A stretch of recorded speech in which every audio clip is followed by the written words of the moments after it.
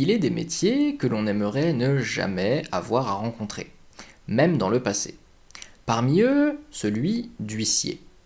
Mais quand bien même il pourrait nous traumatiser, il reste un métier de justice. Et la justice, ça fait rêver.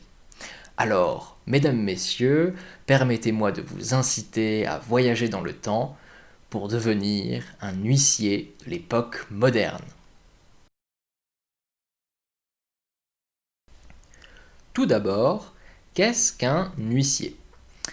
L'huissier, c'est un auxiliaire de justice, un professionnel du droit.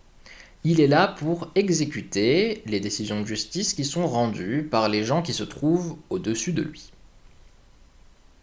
Dans la hiérarchie, hein, pas physiquement. Ce serait bizarre. D'ailleurs, pour qui est-ce qu'il travaille? Eh bien, il travaille soit au nom du roi, c'est ce qu'on appelle un huissier royal, soit au nom d'un seigneur, dans ce cas-là, il va porter le titre de sergent, et parfois, il peut s'agir d'un sergent de ville au service d'un échevin. Il y a plusieurs catégories d'huissiers.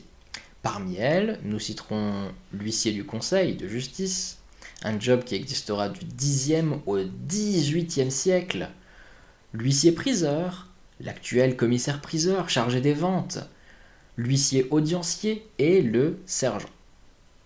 Au départ, l'huissier, c'est pas vraiment un super métier. Il est juste là pour tenir les portes du tribunal.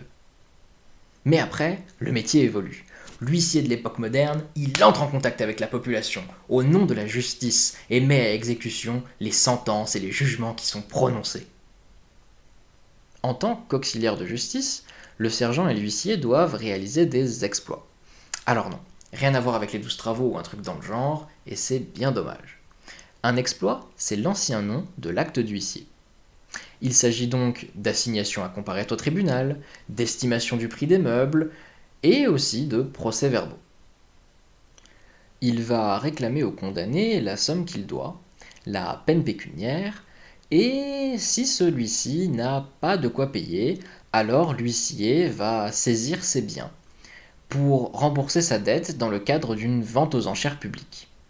Pour éviter les abus, l'huissier doit noter scrupuleusement la date et l'heure de son passage.